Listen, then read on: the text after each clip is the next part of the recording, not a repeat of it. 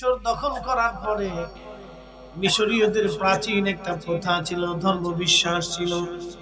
প্রাচীন একটা ধর্ম বিশ্বাস হলো, মিশরীয়রা বলতেন তারা নীল নদীর জোয়ার আনার জন্য একজন সুন্দরী কুমারী ধরে নিয়ে আসতো। প্রত্যেক বছরে সুন্দরী কুমারী একটা মেয়েকে নিয়ে এসে নীল নদের পারে তারা জবাই দিত। জবাই দেওয়ার পরে রক্তগুলি গড়িয়ে গড়িয়ে গড়িয়ে গড়িয়ে রক্তগুলি গড়িয়ে গড়িয়ে গড়িয়ে গড়িয়ে নীল নদের পানির মধ্যে পড়ার পরে জোয়ার আসতো।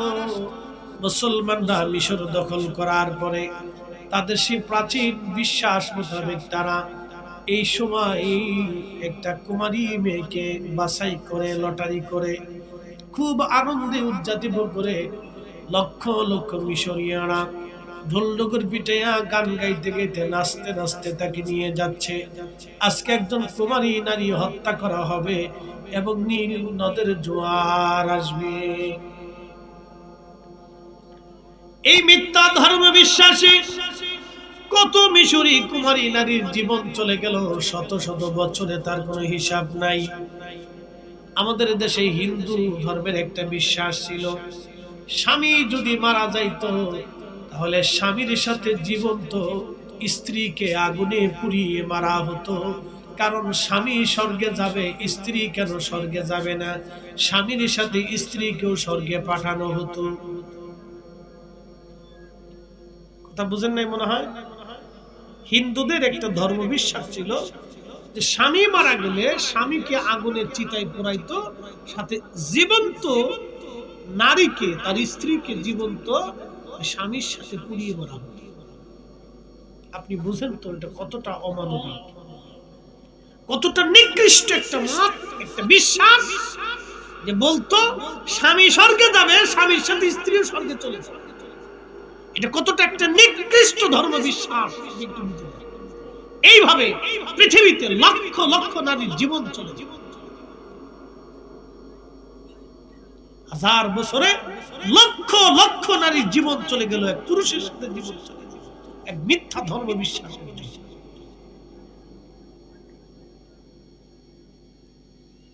তারা আবার আমাদের দেশে এসে ধর্মের সবক দেয়। তারা ভারতে দিয়ে মুসলমানদেরকে ধরে পিটায় আর মারে আর কয় জয় শ্রীরাম। তারা এখন আবার উগ্র হিন্দুত্ববাদ বলতে চাচ্ছে। খাজা বাবা আজমিরির মাজারে আগে মন্দির ছিল, ওটা ভেঙে আমরা মন্দির বানাবো। আরে বেটা, তোদের 14 পুরুষও খাজা বাবার সাথে কোনোদিন যুদ্ধ করে টিকতে পারে নাই। এটা নতুন ফেসবুকে হিন্দু আর কি, কদিন ফেসবুক টিপে হিন্দু হচ্ছে, তা বুঝে না ইতিহাস।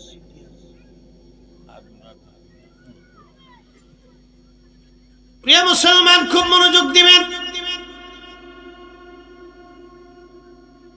মিশরীয়দের ধর্ম বিশ্বাসী কত শত শত নারীর জীবন চলে গেল, তার কোনো হিসাব নাই। একটা ধর্ম বিশ্বাস, মিথ্যা ধর্ম বিশ্বাসে। হাজিরিন, খুব মনোযোগ দিয়ে কথাগুলি শুনবেন। আজ মিশরবাসীরা ঘন ঘটা করে বিরাট বড় আয়োজন করে লক্ষ লক্ষ মিশরবাসী রওনা হলো। আজ কুমারী মেয়ে হত্যা করা হবে, জবাই করা হবে, রক্তগুলি গড়াইয়া গড়াইয়া আজকে নীল নদের মধ্যে যাবে আর জোয়ার আসবে। আজকে একটা কথা শুনে রাখবেন, পৃথিবীতে 2টা নদী সরাসরি আল্লাহর জান্নাত থেকে আল্লাহ পাঠিয়েছে। একটা নদী নীল নদ, আর একটা নদী হচ্ছে ফোরাত নদ। এই জন্য হাজার হাজার মাইল অতিবাহিত হওয়ার পরেও এই নদী একটা দিনের জন্য কখনো শুকায় যায় না। একবার জোরে বলবেন কি মারহাবা। 2টা নদী সরাসরি আল্লাহর জান্নাত থেকে যাচ্ছে। নীল নদ আর ফোরাত নদ। শুনে যাবেন নবীগঞ্জবাসী, মিশরীয়রা নীল নদে জোয়ার আনার জন্য মিথ্যা বিশ্বাসের উপরে প্রতিষ্ঠিত হয়ে যখন কুমারী মেয়েকে নিয়ে রওনা হয়েছে, সেনাপতি আমর ইবনুল আস তিনি সৈন্যবাহিনী নিয়ে দ্রুত গতিতে দৌড়ায় যাইয়া তিনি মিশরীয়দের সামনে তলোয়ার বের করে দাঁড়ায় গেলেন। মিশরীয়রা যদি মিথ্যা বিশ্বাসের উপরে প্রতিষ্ঠিত হয়ে আজকে একটা কুমারী মেয়েকে তোমরা জীবন্ত হত্যা করো, আমি সেনাপতি আমর ইবনুল আস বলতেছি, এদেশ এখন মুসলমানের দেশ, এদেশে আল্লাহর আইন চলবে, আল্লাহর নবীর আইন চলবে। তোমাদের এই মিথ্যা বিশ্বাসে কুমারী কোনো নারীর জীবন যেতে পারে না। যদি এই মেয়েকে তোমরা হত্যা করো, নীল নদের পরে যদি তোমরা জবাই করো, আমি আমর ইবনুল আস বলতেছি, তোমাদের প্রত্যেকটা মিশরীয় যারা এই কাজ করবা, তোমাদের দেহ থেকে মাথায় তলোয়ার দিয়ে বিচ্ছিন্ন করব। আর জোরে বলেন, জোরে জোরে জোরে জোরে।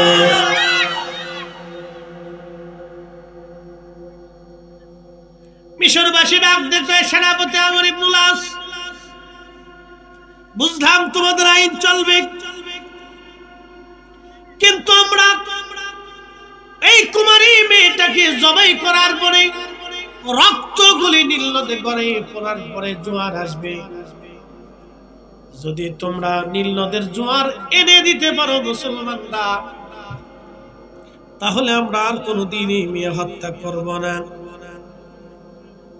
একসাথে বলবেন আল্লাহু আকবার। তাহলে এই মেয়ে কোনোদিন আমরা হত্যা করব না। কিন্তু কাজল তোমরা নীল নদের জোয়ার এনে দিবা। ঠিক তখনই সেনাপতি আমর ইবনুল আস বললেন, হ্যাঁ, জোয়ার তো আমি আনতে পারবো না, কিন্তু আমার একজন খলিফা আছে, আমার একজন আমির আছে, আমি আমার আমিরের কাছে আগে চিঠি লিখবো, আমিরের পক্ষ থেকে কি ফরমায়েন আসে তারপরে তোমাদেরকে জানাবো। তার আগে কিন্তু তোমরা এই মেয়েকে হত্যা করতে পারবে না। আমি আমিরুল মুমিনিন খলিফাতুল মুসলিমিন হযরত ওমরের কাছে চিঠি পাঠাবো, দেখি আমার ওমর কি ফরমান দেয়, আমার ওমরের ফরমান মোতাবেক আমি ফয়সালা করব। একবার জোরে বলেন না আল্লাহু আকবার। এই শুনে যান, আমির কেমন হওয়া দরকার। আজারে বাজারে আমির পিছনে দৌড়ে লাভ নাই, কোনো ফায়দা নাই। আমিরের মতো আমির হইতে হবে, বুঝে যাবেন আজকে। হাজরাতে আমর ইবনুল আস চিঠি পাঠাইলেন আমিরুল মুমিনিন ওমরের কাছে। চিঠির মধ্যে তিনি লিখে পাঠাইলেন, আমিরুল মুমিনিন, মিশরীয়দের প্রাচীন ধর্ম বিশ্বাস হচ্ছে কুমারী নারী তারা হত্যা করবে, জবাই করবে, রক্তগুলি গড়িয়ে গড়িয়ে নীল নদের পানিতে যাবে, আর নীল নদে জোয়ার আসবে। সেই মোতাবেক এই বছর তারা একটা মেয়েকে, কুমারী মেয়েকে বাছাই করে নীল নদে জবাই করার জন্য নিয়ে যাচ্ছিল। আমি বাধা দিয়েছি, কিন্তু তাদের দাবি হলো নীল নদে জোয়ার এনে দিতে হবে। যদি আমরা জোয়ার এনে দিতে পারি, তাহলে কোনোদিন আর এই নারী হত্যা হবে না। বিশ্ববিখ্যাত মুহাদ্দিস হাদিস বিশারদ ইমাম আবুল ফরাজ ইবনুল জৌজি, তিনি তিনার কিতাব উয়ুনুল হিকায়াতের মধ্যে তিনি লিখেছেন, আহা, খুব মনোযোগ দিয়ে শুনবেন। হযরত ওমর রাদিয়াল্লাহু আনহুর কাছে চিঠি চলে গেল মদিনায় মুনাওয়ারায়। হযরত ওমর চিঠিখানা পড়লেন। চিঠিখানা পড়ার পরে হযরত ওমর আরেকখানা চিঠি লিখলেন। তিনি আরেকটা চিঠি লিখলেন। চিঠির মধ্যে লিখলেন, হে নীলনদ, আমি আমিরুল মুমিনিন ওমর ইবনুল খাত্তাব বলতেছি, তুমি নীলনদ যদি আল্লাহর হুকুমে প্রবাহিত হও, তাহলে আমি ওমর বলতেছি তুমি আল্লাহর হুকুমে প্রবাহিত হয়ে যাও। আর তুমি যদি আল্লাহর হুকুমে প্রবাহিত না হয়ে নিজের ইচ্ছায় প্রবাহিত হও, তাহলে হে নীলনদ, তুমি প্রবাহিত হওয়া লাগবে না।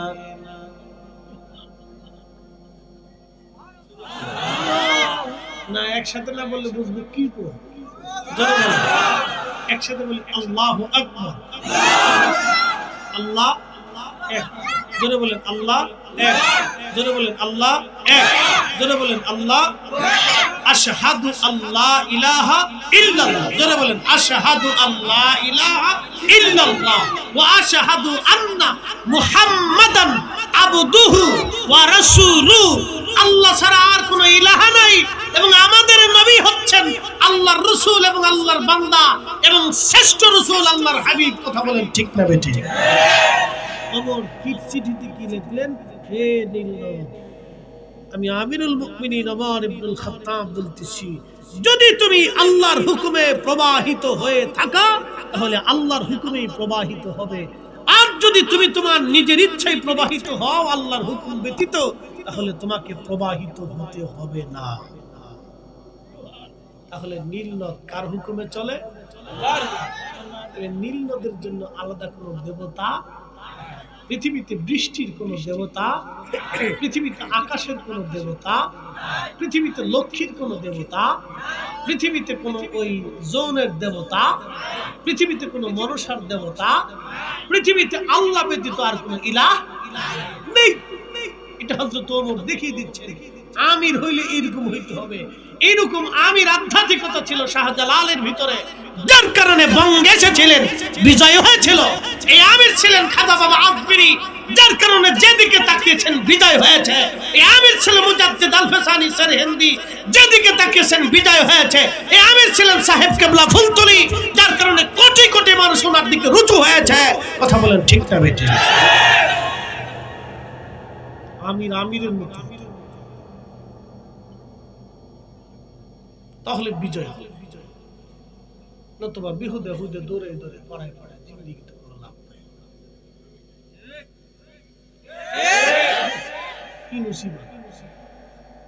ইউনুসি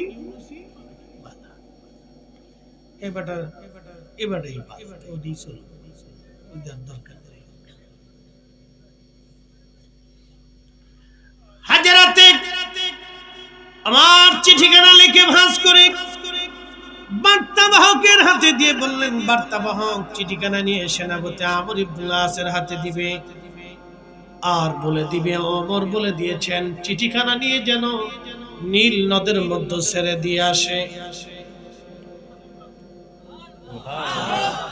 তেলের গাড়ি তেলে চলে,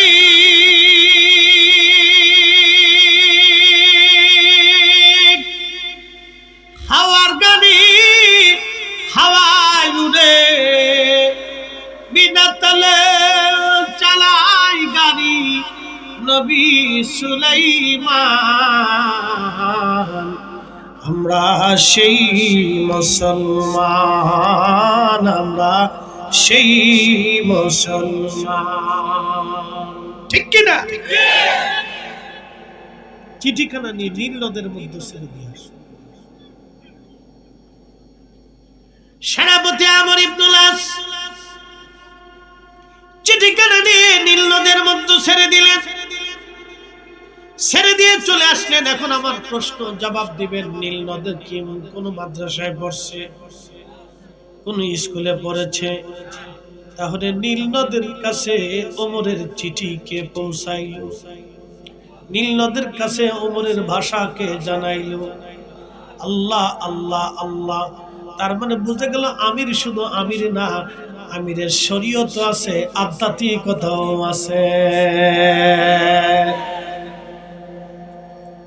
শুধু আমির আমির না, আমিরের শরীয়ত আছে, আধ্যাত্মিকতাও আছে। ইলমুল কালব আছে, ইলমুল কালব আছে, ইলমুল কালব আছে, ইলমুল কালব। শুধু নামাজ থাকলে হবে না, ইলমুল কাল থাকতে হবে। শুধু হাদিস জানলে হবে না, ইলমুল কাল থাকতে হবে। আমিরের যদি ইলমুল কাল না থাকে তাহলে ওই আমির দিয়ে কোনোদিন বিজয় অর্জন করা সম্ভব না।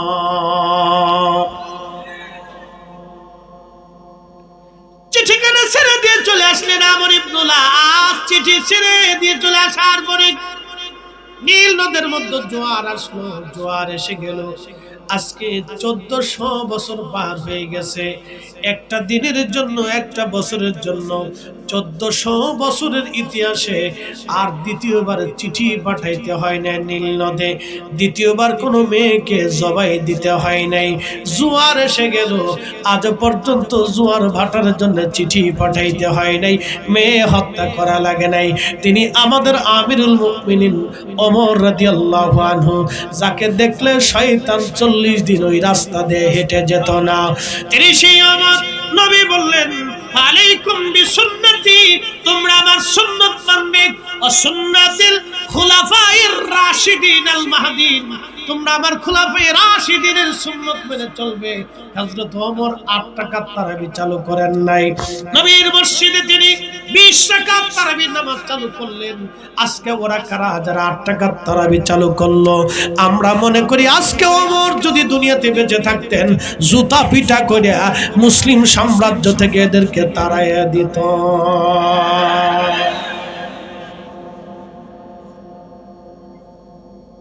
বুঝতে কোনো অসুবিধা না, একবারে ডাইরেক্ট, বাকি ঝুঁকি নেই। বুঝে যেত ফালাইকুম বিসুন্নতি ওয়া সুন্নাতিল খুলাফায়ের রাশিদিন আল মাহদীন। আর হেদায়েতপ্রাপ্ত খলিফা যাহা নিয়ম করেছে এটাই ঠিক, ওনারা যাহা বলেছে এটাই ঠিক, ওনারা যাহা করেছে এটাই ঠিক। উনি সেই ওমর, তিনি চিন্তা করলেন নারীরা যদি 5 ওয়াক্ত মসজিদে জমাতে আসে তাহলে ফিতনা বাড়বে, ফিতনা বাড়বে, ফিতনা বাড়বে। নারীরা 5 ওয়াক্ত জামাতে মসজিদে আসলে গেলে ফিতনা বাড়বে। হযরত ওমর বলে দিলেন, এ নারী সমাজ, রাসূল বলেছেন নারীরা ঘরে নামাজ পড়লে এটাই উত্তম, অতএব তোমরাও নারীরা ঘরে চলে যাবে আর কখনো মসজিদে নববীতে নামাজে আসবে না, কারণ নারীরা ঘর থেকে বের হয়ে মসজিদে আসছে ফিতনা বাড়বে।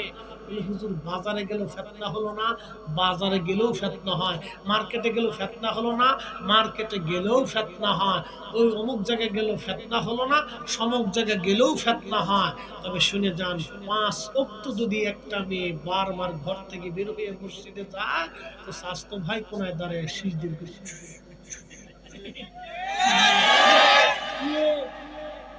কত সময় পর্যন্ত নিজেকে কন্ট্রোল রাখবে না? আগুন আর মোম এক জায়গায় রাখলে ওটা গলবেই, ওটা গলবেই, ওটা গলবেই। শেষে এটা সিজদা, আমি আসি রে কোনায়, বাস নামাজ পড়তে যে ওই কোনায় চলে যাবে। কি না না না,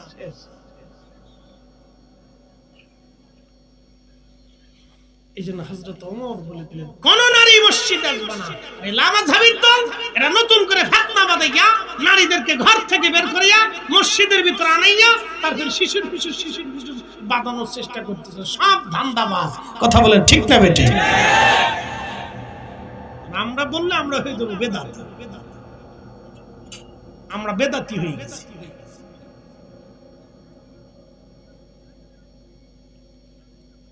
প্রিয় মুসলমান নবীগণবাসী, বুঝে যাবেন আজ হযরতে সুলাইমান আলাইহিস সালামের কথা বলছিলাম। বিরাট বড় বাহিনী নিয়ে উনি রওনা করেছেন। এমন সময় পিঁপড়ার দল, পিঁপড়ার ওয়াজ করতেছিলাম। পিঁপড়া, এই পিঁপড়ার দলের যে মালিক আছে বাদশা রানী, এই রানী তখন ডাক দিল, ইয়া জাহান্নামাল, হে পিঁপড়ার দল, উদখুলু মাসাকিনাকুম। কোরআনে আল্লাহ সূরা নামলে লেখছেন উদখুলু মাসাকিনাকুম, তোমরা উদখুলু মাসাকিনাকুম, তোমরা গর্তের মধ্যে তাড়াতাড়ি পালাও। এই পিঁপড়া তাড়াতাড়ি আয়, গর্তের মধ্যে পালা। একসাথে বলুন আল্লাহু আকবার। কে ডাক দিছে? পিঁপড়ার রাজা, মহিলা রাজা, এই জন্য নমল শব্দ আসছে। ইয়া আইয়ুহান নাম, এ পিপলিকার দল, তাড়াতাড়ি গর্তের মধ্যে ফেলাও। সুলাইমান আসতেছে, আর পিঁপড়ায় যে ধমক দিছে, কথা বলতেছে, এটার আওয়াজ সুলাইমান আলাইহিস সালামের কানে যায় লাগছে। তাহলে কানের পাওয়ার কত? এই কানের ভিতরে কি মেশিন বসানো ছিল? ফাতাবাসসামা দাহিকা, সুলাইমান আলাইহিস সালাম মুস্কি মুস্কি হাসে, আল্লাহ কি শিখাইলা আমাদের, তুমি কি বিদ্যা দিলা যে পিঁপড়ায় কথা কয় হে তাও জানে না।